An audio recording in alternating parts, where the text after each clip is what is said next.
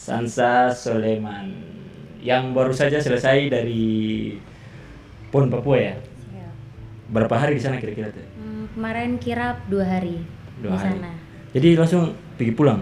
2 hari di sana selesai konser langsung pulang, persiapan tanggal 10 berangkat lagi. Balik lagi. Siap. Memang sangat padat pokoknya di sini. Saya cukup apresiasi sekali sih.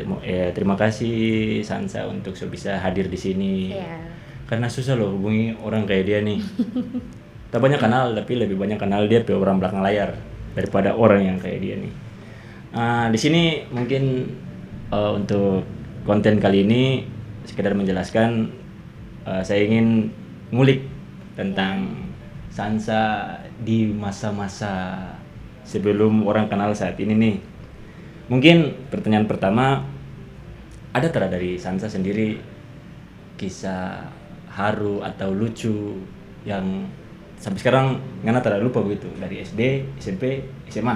Harus sampai dari SD dulu Iya, nih. salah satu lah. Terserah dari SD sampai SMA juga boleh. Oke. Apa tuh? Ya. Sebelumnya perkenalkan saya Sansa Soleman. Nah, mungkin banyak yang sudah kenal juga, tapi banyak alternatif kenal dengan petinju kali ya dulu ya. Enggak. Jadi saya mau kulik dari pertama saya masih SD, SMP sampai SMA. Jadi masih SD itu saya adalah seorang atlet tinju. Gitu ya. Sebelum saya terjun ke dunia musik sekarang, saya dulu adalah seorang atlet tinju. Berarti memang tangan sudah isi. Dari sarung sampai mic, ya? Iya. Jadi dulu saya SD kelas 1 sampai kelas 5 itu saya dilatih tinju oleh almarhum papa saya. Oh, memang dari papa ya? Iya. Karena papa saya adalah seorang petinju dulu. Nama? Rusdi Soleman, biasa dipanggil Gorbin. Nama panggung ya? Iya. Almarhum. Jelas memang pantas turun di anak.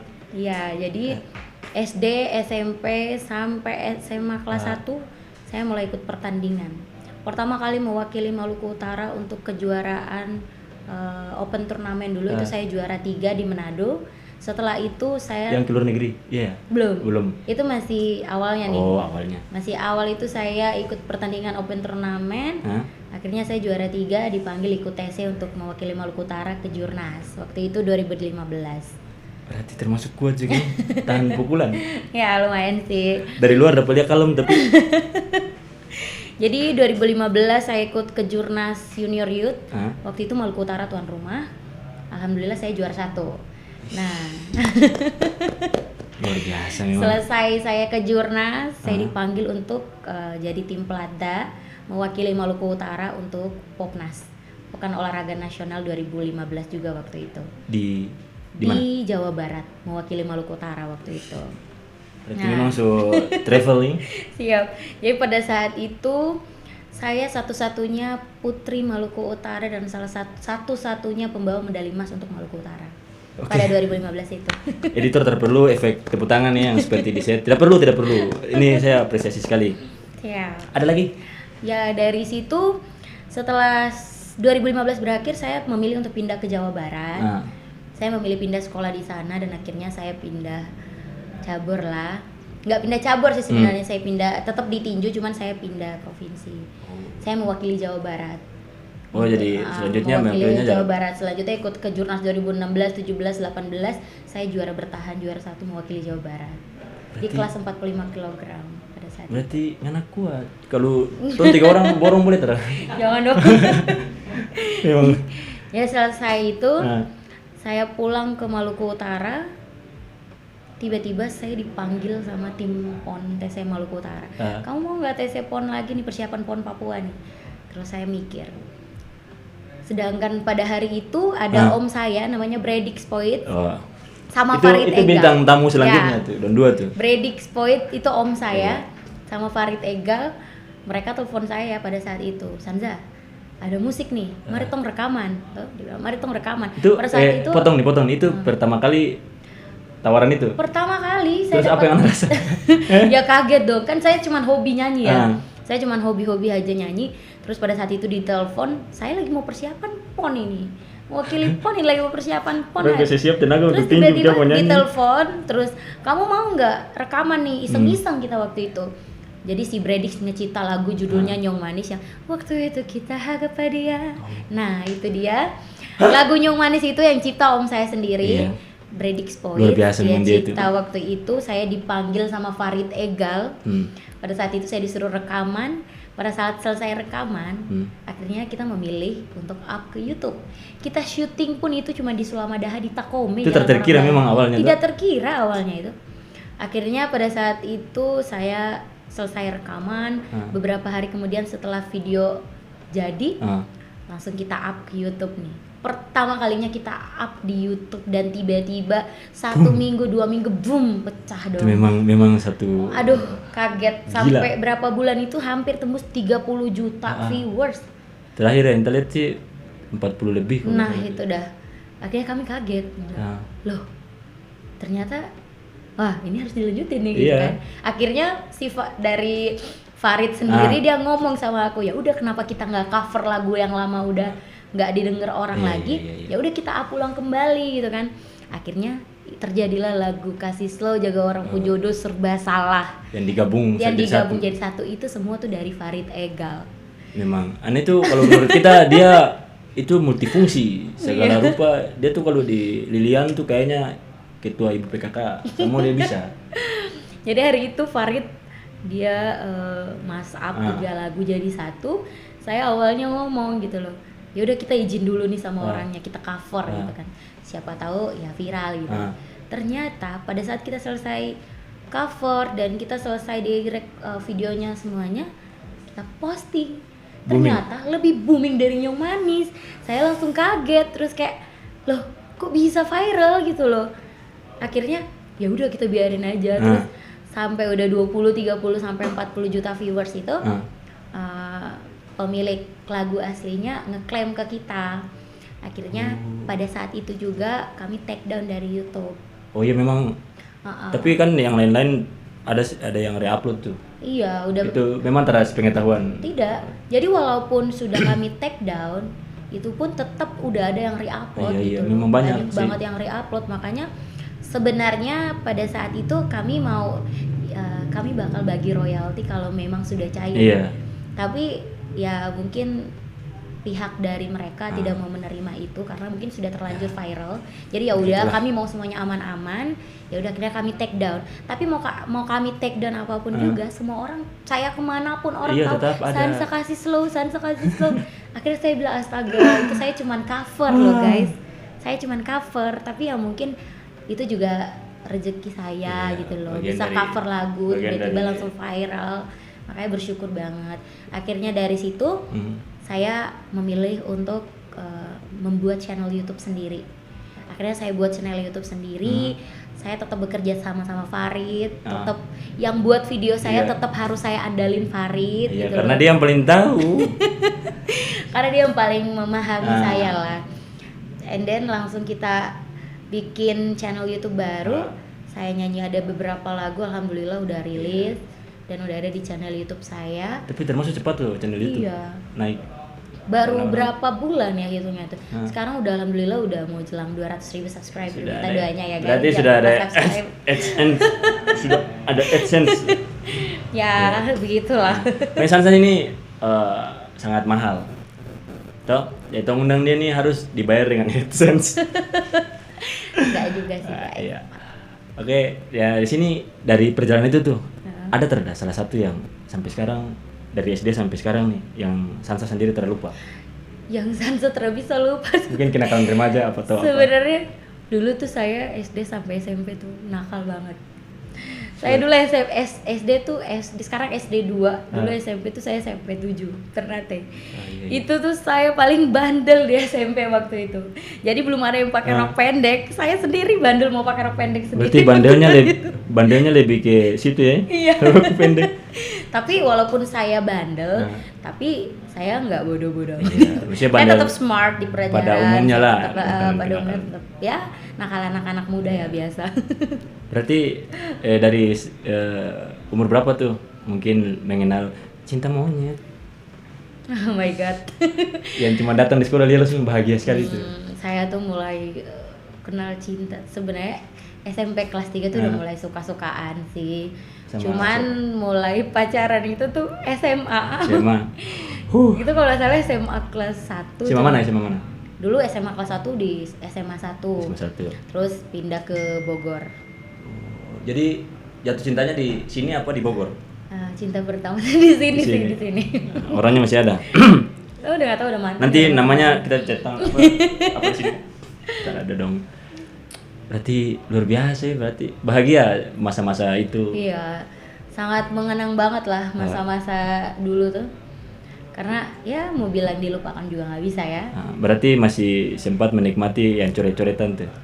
Sanza SMA nggak dapat lagi coret-coretan karena pada saat SMA sudah di Jawa kan fokus latihan, udah nggak bisa coret-coretan di Bogor. Oh, kira Jawapura. By the way, Jawapura di mana ya? Oke nih, selanjutnya mungkin dari apa yang Sansa lewati selama ini, ada satu kejadian atau ya Sansa rasa ini tuh ternyata yang Sansa terjun nih ada DP hasil lah. Ya, kalau mau kita cerita perjalanan, ini benar-benar susah, senang, semua ada di sini. Awal saya memulai karir sebagai seorang entertain ataupun tinju. Kalau tinju memang saya dilatihani, dipelada, digaji. Tapi ketika saya selesai dan memilih untuk tidak tinju lagi, saya harus istilahnya pecah otak lah. Gimana nih kelanjutan hidup gue ke depannya gitu loh. Akhirnya saya memilih ke dunia entertain dan benar-benar pada saat udah viral, di situ nggak instan guys. Jadi pada saat saya selesai cover lagu Kasih Slow Jaga Orang Jodoh Serba Salah itu, saya ditempa masalah banyak banget pada saat itu dan benar-benar kena mental banget pada saat itu. Tapi saya percaya di balik masalah saya akan dapat kesuksesan.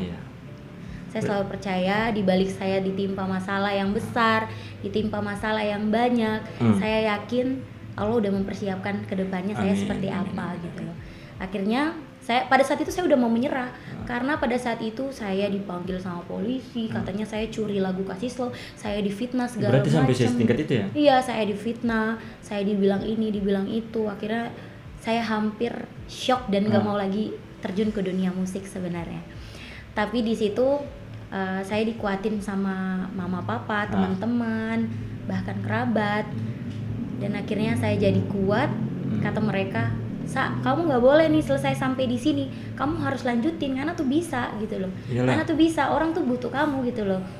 Kalau kamu nggak nyanyi lagi nanti gimana? Akhirnya saya renungin diri saya, terus saya mikir gitu loh.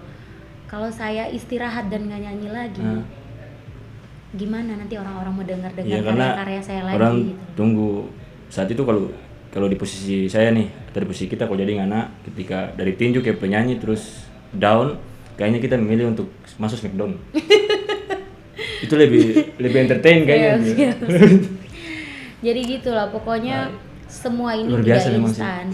Jadi terkadang orang melihat dengan gaya hidup saya yang sekarang, orang lihat saya berangkat, saya ada mobil, saya ada rumah segala macam. Tapi itu memang hasil dari semua itu hasil jerih payah saya benar-benar dari nol banget. Saya dulu orang biasa nggak punya apa-apa, tapi dengan kerja keras saya bisa mendapatkan semua itu. Saya kerja waktu zaman selesai cover itu, saya diundang, sampai jadwal itu padat. Memang gila memang saat itu. Papua, NTT, Ambon segala macam saya diundang. Akhirnya pada saat itu saya kumpul-kumpul dari mulai budget kecil sampai alhamdulillah sekarang jadi besar. Jadi, dari masih burik. Masih burik sampai sekarang alhamdulillah mungkin udah ada perubahan. Mungkin ada juga orang ngomong kok Sansa putih banget, suntik putih ya, astaga. Enggak sih, maksudnya ya iyalah wajar, maksudnya kan orang menikmati orang nih sebagai public figure. Kalau menurut kita sendiri tuh ya harus itu yang harus dong kasih di orang. Saya juga mengutamakan karena orang membayar kita dengan mahal, apa yang kita kasih ke mereka? Nggak mungkin kita tampil dengan pakai yang seadanya. Beda lah sama kita yang komedi. Kalau enak menjadi penyanyi nih kayak gini, maksudnya ketika naik panggung menyanyi lupa lirik, kayak Sule bilang lupa lirik, bisa kasih mic di penonton tuh. Tapi kalau stand up komedi atau komedi lupa lirik selesai.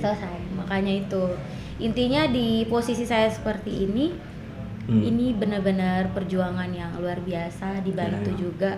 Saya tidak bisa pungkiri sekarang ini saya berdiri di sini juga di balik support dari kedua orang tua. Ada 2 orang hebat yang bikin saya sampai di sini, yaitu Farid Egal dan Babang Bredix Boy. Oke, jangan lupa itu Farid Egal sama Bredix atau Muhammad Rizal Marsawoli. Ya. Ya dia kan tapi bukan kadis sorry. Itu Bung Bred memang luar biasa. Iya, Bung Bred itu luar biasa banget. Mereka berdua lah yang mengantar saya sampai saya sekarang. FB, Dondo kan FB Farid Bredix sedang. Iya. Itu. Jadi berarti dari kisah-kisah itu kita juga baru tahu sih ternyata seri bed itu ya, maksudnya orang kayak orang bilang apa, quotes semakin tinggi pohon itu sudah semakin tanah goyang. Iya, kayak begitu. Nggak ada yang instan. Terus selama perjalanan hidup seorang Sansa nih, apa pernah hancur karena cinta? Ya namanya hancur karena cinta udah pasti pernah. Hancur apa tuh? Aduh gak bisa banyak ngomong nih ya guys. Namanya hancur karena cinta itu pernah, tapi udah lama banget. Dengar yang tersangka atau terdakwa, terduga mungkin. Udah lama banget. Dengar. Tapi aku selalu percaya sih, karma is real. Iya. Apapun yang mereka buat ke kita pasti kenanya nanti, bukan sekarang. Jadi saya tuh lebih sekarang tuh lebih kayak lebih mengikhlaskan ketika memang dia nyakitin saya atau apa, ya udah saya ikhlaskan gitu loh. Oke, teman-teman, ini sebenarnya di setting ya biar terlihat drama. Pada Anda yang menyakiti, hati-hati Anda. Terus intinya ini ada baru ingat nih. Salah satu terdengar nih, salah satu yang terdengar katanya Sansa ada mau terjun di dunia politik ya. Wow. Ya, insya Allah sebenarnya ada niatan turun ke situ sebenarnya. Di mana?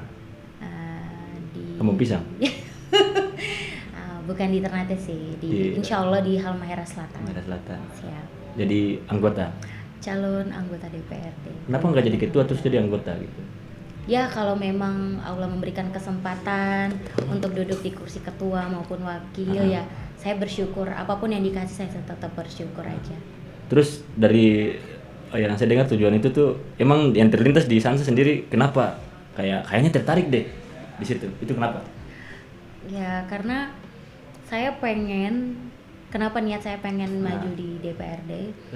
Karena saya yang pertama, saya lihat anak-anak muda di Kabupaten Halmahera Selatan, mereka punya potensi yang luar biasa. Oh, jadi lebih ingin sebenarnya lebih ingin membangkitkan semangat anak-anak muda di Halmahera Selatan khususnya. Wah. Berarti tetap ada pertandingan bola? Bola tetap pasti dong. Iya, misalnya berarti di sini ya nanti tunggu udah Sansa baliho akan naik. Tapi dia baliho di belakang ulang. Judul kasih flow. Yes. Kalau haus kasih flow. Duh, brand lagi. Terus kalau tadi nih banyak yang sedih itu atau sedrama itu. Kalau dari Sansa sendiri memilih kena pukulan sarung tinju atau kena mental ketika kalau lebih memilih kena pukulan, mending kena sarung tinju, kena satu kali langsung udah pulang bisa istirahat, nggak sakit lagi. Tapi kalau kena mental itu benar-benar sakit banget dan orang lain tidak tahu. Aduh, kita pura-pura bahagia di depan orang, ternyata kita sedih di belakang layar gitu loh. Itu yang benar-benar mending saya ditonjok habis-habisan pada saat lagi pertandingan daripada saya harus merasakan sakit yang tidak berdarah istilahnya ya. Kita lagi-lagi nih, tapi yang tak penasaran nih, dia perasa bagaimana sih dapat tumbuh dengan sarung tinju tuh? Nah, dia perasa kayak gimana ya? Sebenarnya sudah pukul apa? Sudah, tapi lebih ke tangan pukulan kampung sih, terhadap teknik, terhadap pelatih malah. Oh, kalau pukulan kampung dia lebih sakit. Kalau pukulan pakai sarung tinju ya itu ada, sakit sih, tapi nggak terlalu banget. Ada yang sebelum pukul ada keluar kata-kata, terimalah pukulanku. Kan biasa di film-film begitu tuh. Saya kira terimalah cintaku ya. Ini kalau podcast ini kalau misalnya ke depan kalau lanjut dengan Sansa lagi, saya pengen Sansa pakai sarung tinju terus makan popeda. Itu kayaknya lebih. Gak bisa guys, saya nggak ngap guys, nggak bisa. Langsung piring sekali begini. Memang luar biasa sih seorang Sansa yang saya sendiri juga senang lihat karena dari Sansa sendiri terpernah menunjukkan bahwa Ana tuh ada daunnya. Biasa kalau cewek-cewek nih tiba-tiba feed Instagram diarsip, tiba-tiba foto profil hilang. Itu tahu sudah paling galau, tiba-tiba status so I love titik-titik. Story lampu mati cuman ini lampu ini. Terus lagu galau. Iya. Tapi Sansa selalu kasih keluar postingan-postingan yang positif. Itu memang dari diri sendiri atau? Iya, sebenarnya saya lebih baik orang tahu saya lagi baik-baik saja daripada orang tahu saya lagi sedih. Karena di sini saya juga punya fans, nggak mungkin dong fans saya tega lihat saya sedih. Mending saya simpen sendiri. Mau saya sedih, saya susah apapun itu, mending saya sendiri dan orang-orang terdekat saya saja yang tahu. Daripada fans-fans saya harus tahu dan mereka juga ikut bersedih, saya nggak mau seperti itu. Jadi mending mereka tahu, oh ini nih idola kita lagi senang, idola kita lagi di mana nih, lagi di sini, lagi di sini. Iya sih. Jadi Sansa juga tipikal orang yang nggak suka nge-up terlalu up yang tentang privasi kesedihan. Itu lebih kembali ke privasi aku sendiri sih. Terniat hapus akun. Wow, guys, hapus akun guys. Bahaya dong. Terus mulai dari nol lagi nanti nggak bisa dapat. Tidak dong. Dapat 94.000. Bisa gila saya endorse saya bisa lari gitu. Bahaya dong. Terus Sansa nih kan sekarang akhirnya sadar kita ternyata kita jalan tuh di sini loh. Iya. Nah sebelum itu waktu kecil tuh sempat bercita-cita jadi apa? Dulu saya bercita-cita pengen jadi kowat dulu. Kowat. Tentara. Oh tentara ya, tentara wanita. Dulu saya pengen jadi kowat, cita-cita saya pengen jadi kowat. Kalau memang tidak diizinkan untuk jadi kowat, saya pengen jadi dokter, lanjutin kuliah. Cuman pada saat udah memilih terjun ke dunia entertain, akhirnya udah sibuk kerja nih. Terus saya memang orangnya mending suka turun di lapangan. Iya sih. Lebih enaknya tuh turun di lapangan, kerja langsung di lapangan, kerja pulang istirahat liburan gitu. Emang saya anaknya nggak bisa diem di tempat gitu. Asli. Sukanya anaknya memang aktif banget, jadi nggak bisa diem di tempat. Apalagi kemarin di era COVID seperti ini, saya benar-benar kemarin ya Allah sampai stres gitu. Bikin apa ini? Job nggak ada. Nggak ada rencana ke tambang? Hah? Nggak ada rencana ke tambang? Nggak ada sih. Lomba tarik tambang maksudnya. Bisa aja nih, ini kayaknya kita lagi komedi deh ya. Nggak dong, itu job orang lain. Siap. Makanya dari situ ya udah nikmatin aja. Semua pekerjaan itu sama aja. Mau dia di kantor, nggak di kantor, semua pekerjaan itu sama aja. Nah, intinya sih konsisten kayaknya. Konsisten aja. Sabar. Siap. Jadi mungkin ini yang terakhir dari Sansa. Ada pesan dan kesan buat teman-teman yang mungkin berkaca banyak dari Sansa, mau jadi seperti seorang Sansa tuh atau sampai kayak Sansa tuh kayak gimana? Motivasi atau inovasi gitu. Intinya buat seluruh anak-anak muda di Maluku Utara mau dimanapun dia berada, kita jangan pernah malu dengan apa yang kita pengen dan kita punya. Intinya apapun pekerjaan kalian, apapun hobi kalian, itu bisa jadi work buat kalian. Jangan pernah malu, jangan pernah insecure sama orang, kita tetap jadi diri kita sendiri. Intinya kita jauhin, apalagi perempuan nih paling banyak insecure sama orang ya. Mau kalian gendut, kalian jelek, kalian cantik, kalian apapun, percuma kalian cantik kalau kalian nggak punya potensi apa-apa. Jadi cewek tuh harus kuat dan smart. Bukan dalam artian smart di pelajaran, smart tuh bisa dalam bidang apa aja gitu. Kalau kalian punya hobi yang bisa menghasilkan, kenapa enggak gitu loh, gitu. Jadi semangat buat kalian semua. Nggak ada perjuangan yang langsung, ya benar, nggak ada yang nggak mungkin, dan perjuangan itu nggak ada yang langsung instan. Semua butuh proses. Sampai saya bisa di titik ini, itu saya membutuhkan proses yang panjang. Jadi semangat buat kalian semua, jangan pantang menyerah. Ayo tunjukkan bahwa kita anak-anak muda, kita juga bisa. Dan untuk para laki-laki, my trip, my tua yang atur. Yes. Itu keren tuh. My trip, my tour yang atur. Jangan sampai ngane yang dapat atur, Bang. Itu kan itu yang atur. Pesan terakhir mungkin kayak Dios bilang. Satu lagu yang dari Sansa tuh. Waktu itu kita Tokopedia. Oh iya, sebenarnya saya tersinggung sih. Iya. Kenapa itu lagu dibikin waktu itu kita Tokopedia dia? Karena kalau bikin waktu itu kita Hagapedia akan nggak dapat job. Karena itu kan jobnya Anda. Oh iya. Jadi kita harus jadi si Dios harus siap. lebih melenceng. Waktu itu kita Hagapa kita kan. Waktu itu kita Hagapa siapa Predix. Gitu. Mungkin itu aja. Oke, terima kasih Sansa, luar biasa sekali. Video kali ini sangat menginspirasi. Ya. Oke, terima kasih.